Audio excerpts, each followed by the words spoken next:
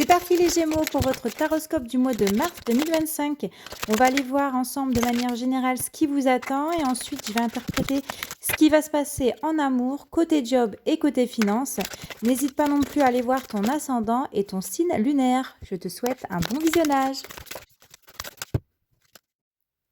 Alors, les Gémeaux, ce sur quoi tu dois être attentive au mois de mars, on t'invite à lâcher prise au mois de mars sur des choses que tu ne peux pas contrôler. Si tu es en tout cas dans l'hésitation ou si tu as des blocages, on t'invite ici à ne pas forcer les choses et de laisser le temps de se décanter naturellement.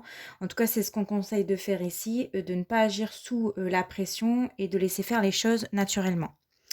Ce sur quoi tu dois être vigilant, ici ça concerne des secrets, des non-dits, sur quelque chose qu'on te cache. Donc sois vigilant à la manière dont les informations arrivent.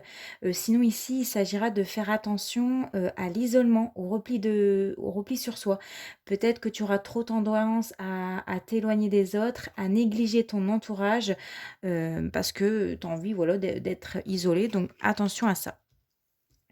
Ce qui arrive vers toi au mois de mars, ici on te parle d'un changement de quelque chose.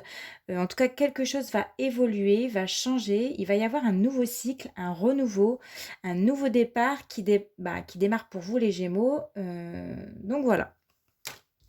Et le conseil du tarot, ici on t'invite à te lancer dans une nouvelle aventure, à oser prendre des risques, c'est-à-dire à sortir de ta zone de confort, hein, de suivre tes rêves. Ici, le mât, c'est aussi un peu comme l'arcane 13, hein, un symbole de renouveau, de transformation et de lâcher prise par rapport à d'anciens schémas ou de pensées anciens.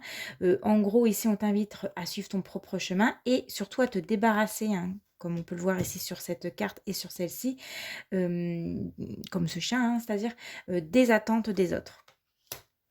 Maintenant, on va aller voir côté sentimental. Qu'est-ce qui se passe pour toi au niveau de au niveau pro et au niveau de tes finances?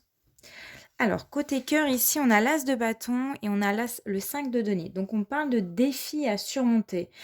Ici, l'as de bâton, il va nous parler de passion, d'attirance, de nouveau départ, d'un renouveau dans le couple. On a un début aussi peut-être de relation prometteur. Et ici, le 5 de denier, il va évoquer plutôt l'insécurité, la solitude, la déprime, un manque d'amour, un sentiment peut-être de rejet ou de distance par rapport à son partenaire. Donc on vous dit ici que des sentiments sont là, hein, pour les couples, des sentiments naissants sont présents aussi pour les célibataires, mais qu'au mois de mars, vous serez confronté à quelques difficultés, à quelques déceptions, un manque de soutien de la part de votre partenaire, un sentiment de ne pas être peut-être sur la même longueur d'onde. Et voilà, ça peut arriver. Il y a des choses qui peuvent nuire ou qui vont peut-être venir perturber l'harmonie dans votre couple. Maintenant, on va aller voir côté job. Ici, on a l'as de pentacle, on a le 7 de pentacle. Donc, on vous dit de continuer à travailler avec discipline parce que ici, ça va porter ses fruits. Chaque effort ici que vous faites vous permettront de récolter les fruits de vos efforts.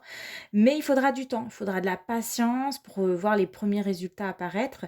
Et si vous êtes en recherche d'emploi, on vous dit que vous avez ici du potentiel et que votre projet a un fort potentiel qui, à long terme, eh bien, si vous restez persévérant, eh bien, ça apportera ses fruits. Côté finance, ici, on a le 7 d'épée, on a le 7 de bâton. Donc, on vous invite à la prudence. Faites attention aux achats, faites attention à votre porte-monnaie. Protégez peut-être votre porte-monnaie. Évitez des risques inutiles. Et on va prendre un dernier message avec l'oracle, mes petites prières aux anges pour faire le plein d'amour, pour clôturer cette guidance. Donc pour les Gémeaux, pour le mois de mars 2025.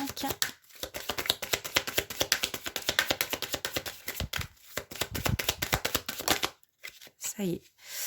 On en a une. Ah, on en a même deux. Donc on va les prendre. Ah, bah tiens, la carte passée. Un petit peu comme l'arcane 13. Et le mode de ce que je vous ai expliqué tout à l'heure.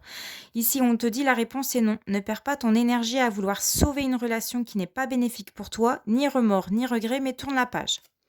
Donc, vous devez tourner la page ici et vous avez aussi la carte joie. Mes anges, merci de distiller de la joie dans mes pensées et dans mes actes, d'embellir mon quotidien de merveilleux, d'offrir et de recevoir, de participer avec enthousiasme à la bonne marche de notre planète, de rire de tout et de ne s'inquiéter de rien. Je suis la joie, je mérite la joie et votre prédiction est: une fête se prépare, tu es sur un petit nuage. Je souhaite de passer un très bon mois de mars.